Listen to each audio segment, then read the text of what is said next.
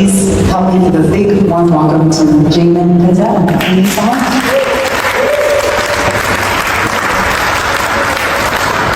All right, hello everyone, good morning. It's such an honor to be here with you all on this stage. Thank you so much. If you're here with me, can I get a yes? Yes. Can I get a maybe? No, give me a maybe. Can I get a no? Can I get a rock star? So folks, it's these four words, yes, no, maybe, or rock star. And what an influential individual meets you can help you in where you want to go with your career. Whether that's an investor for your startup, whether that's a future potential client, they're mentally going to place you in one of those four buckets. Yes, no, maybe, or rock star. And the thing that they want to do is to place you in one of those four buckets, not based on your talent, your experience, your skills, or your expertise, but on the way that you take all that and articulate that into a 30 to 60 second story that lands for them, right? And so who's had this experience where you're trying to take everything that you know about yourself that's so amazing, and when you try to share it with someone, it kind of lands flat, and you get like a maybe or a yes response. Who's felt that, right? So that you're in the right place, because that's what we're going to talk about today. The other problem with the scenario is that most of us are out there trying to be a yes candidate. So even though we might be doing things the right way, the problem is that we're all doing kind of the same things. We're not really standing out from the crowd. And so what I want to share with you today is how to turn your story into a stage magnet. So when you share your story with someone, they say, wow, you should be on my stage. You should come onto my podcast. You know, I want to learn more about your services. Who wants them? Yes, okay, beautiful. So we're going to teach you how to go from that yes or that maybe category into the rock star category. Sound good? We can totally talk about something else if you want. Does that sound good? Yes, there we go. Okay, beautiful. So we have about 20 minutes today together. What I want to do with our time is first I'm going to tell you a little bit about my own story and why sharing stories and articulating who you are to the world is so important to me. And then I want to share a little framework around what you need to do when you share your story with others. And then I want to do a live story transformation on the stage with someone and take your story and take it from maybe average to awesome. So we feel like they want to come on the stage with me later? Yeah? Okay, beautiful. I love this. So before we get started, I want to meet you with you. And as someone who's been a professional speaker for over a decade, and so thousands of talks, this is the deal I'm getting with every single audience I speak. It's kind of like a Jaymin. The deal is this. If you promise to give me some amazing energy, I promise to give you some amazing life-changing content. Is that a deal? Is that a deal? Is that a deal? Yes! All right, I love this crowd already. Thank you for this beautiful energy. So, why is storytelling something that's so important to me? Well, when I was younger, I was actually a much more introverted, quiet kid. And the thing that made me very quiet and introverted eventually is the thing that made me want to articulate myself. You see, when I was a kid, my parents fought all the time. And so I kind of stayed quiet at first, but over time, it felt like I could hear what they were saying to each other, and they couldn't hear each other. So I started raising my hand and getting involved and saying, Dad, it sounds like what Mom is saying is like, you know, and I would try to be that person who was articulating the real message of what was happening between them. I found my voice doing this. When I was at school, you know, kids would be confused about things, my friends, I'd talk to them and they'd say, wow, it makes so much more sense when you say that, Jaymin, versus what the teacher said. And I realized that this is something that I can really help people with, and I started getting really good. So I started getting into student government, I started getting into public speaking, and I started seeing this as something that I really love to do. But my parents were very traditional, and they wanted me to have a more traditional career path. So when I went to university, I studied engineering. I worked for a Fortune 500 company. I got an MBA. I worked in management consulting. A career path that my parents were very, very proud of. And yes, articulating stories, public speaking were great assets that got me very far in those places, but I still felt like it wasn't quite me and what I wanted to do. And so, of course, the universe had its own plan, and it had its plan to support me. And as a management consultant, I'm flying 2 or 3 flights a week between different client sites, right? I had the opportunity to work directly with C-suite, you know, and executives at Kraft, you know, Unilever, a lot of these great companies. And so I've done these flights, and I love these flights. Why? Because I love starting a conversation with the person next to me. They didn't always like it, but I did. And in this specific scenario, that person happened to be open to a conversation. And he let me know that he was an MBA student at the University of Pittsburgh School of Business. He was talking about how some of these students were having a really hard time networking and articulating themselves to employers to get jobs. And something came alive inside. And I said, me, I'm your guy. I can do this. He goes, well, it's not my decision. I'm just a student, but I'd be happy to connect you to my career center. And so he did. He made this connection for me. I went and I spoke to the career center, and he said, you know what? Let's do it. And not only did I get to come speak to them, they also said, how much do you charge to speak? I had no idea they get paid to be a speaker. So I said some number, and that went so amazing. I taught them how to network like a rock star, and I taught them what to say in their stories so that people who are, close to game would really love to see them and hire them. And it went so amazing that they introduced me to all of their colleagues in my first year, not even trying. I made $40,000 as a paid speaker. And while that was amazing, I left my corporate job, and I took that, I hired coaches, and I went on to go make 6 figures the next year speaking, and now I've achieved top 1% results in the world of paid speaking, making over $1 million in paid fees, being recognized by USA Today, New York Times, and most importantly, through the thousands of talks I've done, help thousands of people transform their stories into something that gets them where they want to go. Right? And the best part, my parents, even though it's not official career path anymore, are still very proud of me. So with that context, this is what I love doing, is just hear people's stories and articulate it back in a way that can translate more. And in order for you all to get something out of this, I want to share with you a very simple framework that you can share or think about whenever you want to share your story, okay? And this framework is really something that takes you from that yes or maybe category and puts you into that rockstar category. You want to hear it? Yes. You want to hear it? Yes. All right, beautiful. So it's a very simple 3-part framework, and they're actually more like rules, okay? The 3 rules are when you share your story, especially when someone says, hi, nice to meet you, what do you do? Or tell me more about yourself. In those moments, the story that you share, what is the point of sharing your story? What do you want the other person to respond with? Tell me more, right? You're not trying to sell them clothes, you're not trying to pitch them, but you're trying to get them to get intrigued enough to say, tell me more. I feel connected to you and I want to know more about your story. So the 3 rules are very simply that when you share your story, the other person needs to be able to hear it, see it, and feel it.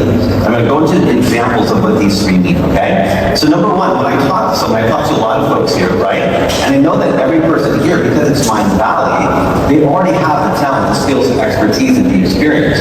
But oftentimes, they just don't let me know what that is. So I'll meet someone, I'll say, wow, so tell me more about what you do. And they say, oh, I'm an energy healer. There's so much more for me to hear. There's so much more that can be said that's just left on the table. Who's met someone like this, or maybe even done this themselves, right? You just kind of say, oh, I don't know what to say, so I'm just going to say the simplest title that I have, right? Now, what if instead of saying, I'm an energy healer, I say, oh, I've been an energy healer for 20 years, I live in LA, and some of my clients include some Hollywood celebrities like Julia Roberts and Bush. Are you way more interested in what I have to say now? So the thing is, I need to be able to hear your experience. You can't just say, I'm an energy healer, and expect me to know what you do every day, right? And so if I don't have the opportunity to hear it, then I want to know it. And for me, as someone who hears stories a lot, if you don't tell me you've been doing something, I'll assume it's less than 2. So I'll be talking to someone, I'll think, oh, you're just kind of getting into this. And I'll say, well, how long have you been doing this? 8 years. Wow. All of a sudden, my perspective has shifted from yes or maybe into this person's been doing this for a while. Do you feel that? So one of the things I want to encourage you to do is be a little braggadocious when you share who you are, right? Take that confidence to claim what it is that you've accomplished and done, because that helps me really hear what's going on. All right, so that's the first one. I need to be able to hear it. Don't keep it hidden. Share it so I can actually hear it. The second piece is I got to see it, okay? Now, I listen to a lot of founders in here, so maybe, I met someone, and they would say to me, Jaymin, I'm a founder of a marketing agency, and I work with companies. Is that automatically something you're like, oh, wow, you get hired by people to do marketing? I'm interested in somebody. Want you to feel that? Now, imagine instead I named another company. So I would say, hey, I run a marketing agency, and I work with companies like A&D. You feel the flatness of that? Because what? You can't see or understand what A&D is, right? Now, what if I contextualize this for you so you can see it better? And I say, oh, actually, I run a marketing agency, and one of my top clients is A&D, which is the #1 competitor to Intel that supplies microprocessors to Sony and Microsoft. Can you now see what you see how there's this immediate lean in and lean out by how clearly you articulate your story in a way that I can actually see what that means. And so for so many people, I start to talk to them more and more, and they'll be like, oh yeah, because in this context or this sort of thing, like, I don't understand that. And then you explain that, you go, wait a minute, you're doing that? That is amazing. So it takes a few moments of conversation to really see what that person is trying to say. And so whenever you have something that might feel clear to you or unclear to somebody else, take the moment in your story to actually unwind that from you. Because that's going to get into the meaning way more. Is get excited about having a conversation. This is where, again, most people hesitate. Okay?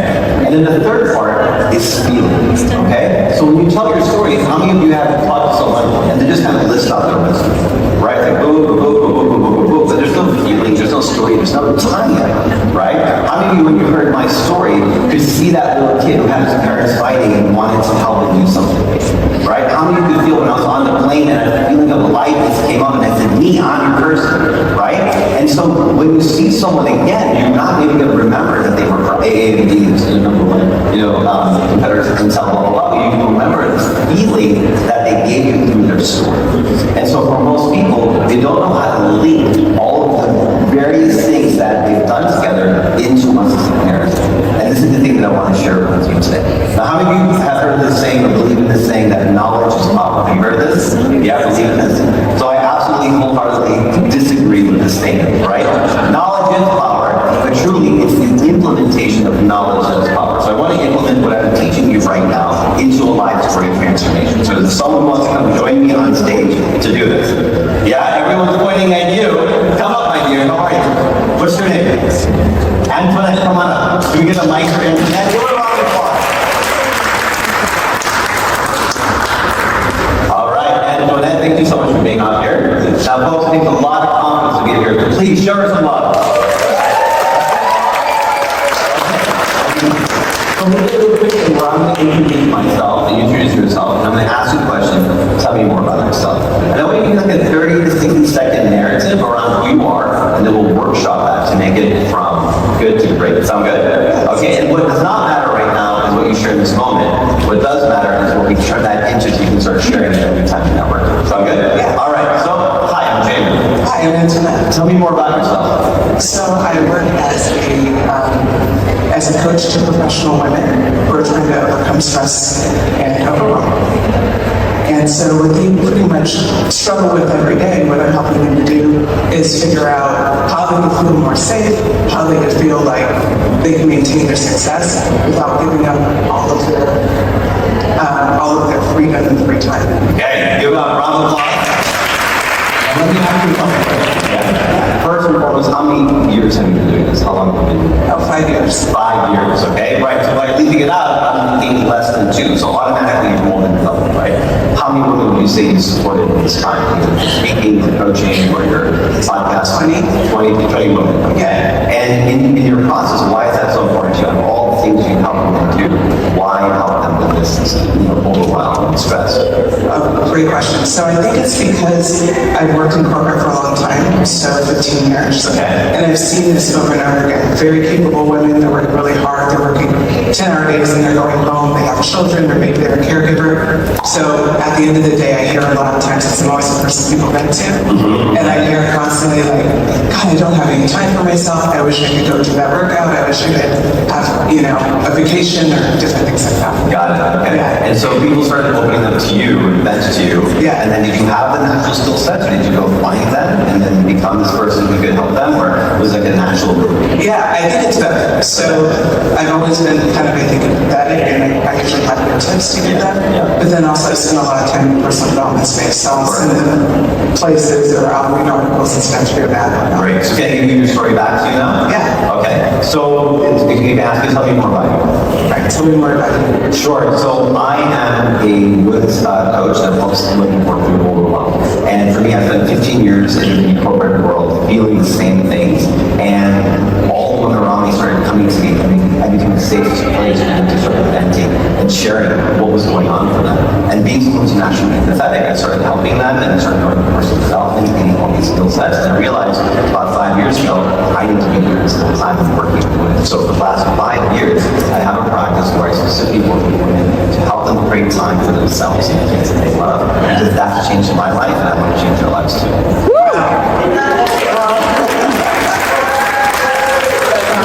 That's awesome. You feel that, hear that, and see that more clearly? Yeah. Let's give a friend a hand. Thank you so much. All right. I think we might have time for one more quick one. Go on. Yeah, come on up, brother. What was your name again? Steven. Steven. Give it up for Steven. You have the mic. All right. So we'll do the same sort of thing. Steven, tell me more about you in 30 to 60 seconds. Sure, my name is Stephen Moore. I've worked in politics all my life and went to Ukraine on day 5 of the war to help. And the line to get into Ukraine was a lot shorter than the line to get out. And I did humanitarian aid for the first year.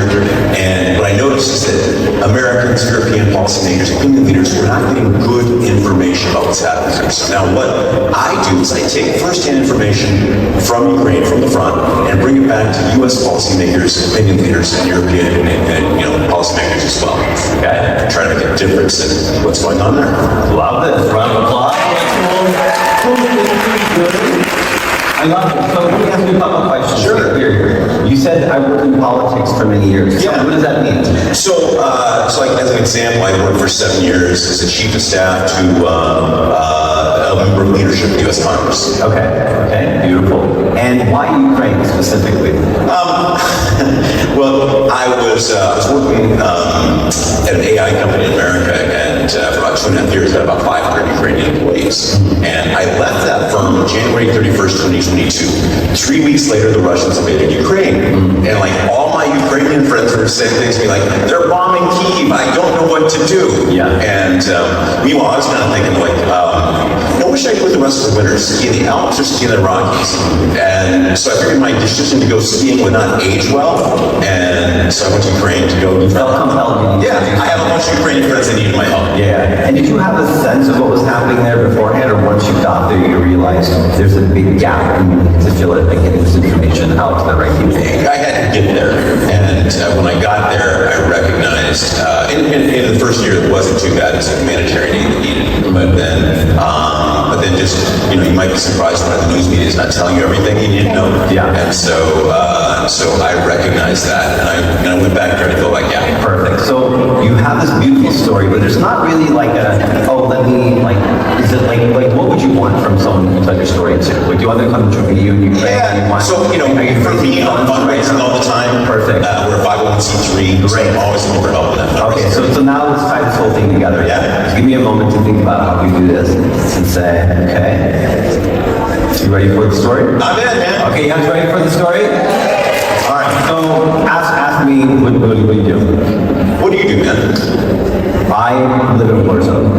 Yeah, so I used to work in politics. I had a corporate job with a company of 500 Ukrainians. And when I left that company, the war started. And I felt compelled to do something. So I just showed up. The line to get into Ukraine was way shorter than the line to get out. And I didn't know what I was going to do there, but I knew I needed to help and do something. And while I got there, I realized that all my experience in politics and running this company made me the perfect person to find the information of what was really happening and get that information to policymakers so that the situation can change. And now I'm there doing this, and I'm fundraising to get more support, to get more of this information out to the right people, so this war can end peacefully, quickly, and swiftly, and I can really make a big impact with what I'm doing. Would you be willing to help me? Okay. Get your money. All right, give us thank you.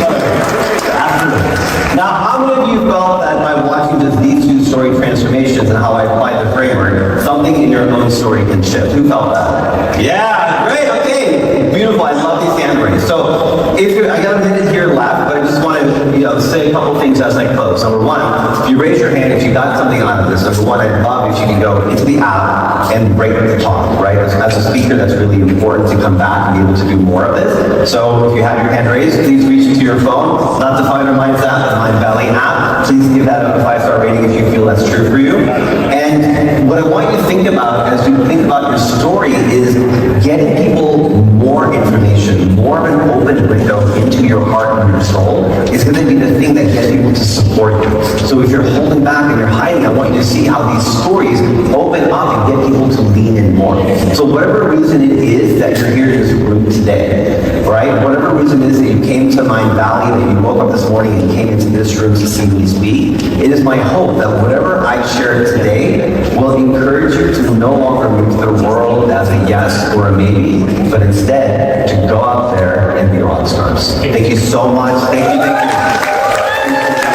Thank you for good and hopefully Mindvalley for having me. And thank you for spending your morning with me. I'm Jaymin Patel. I'll see you around.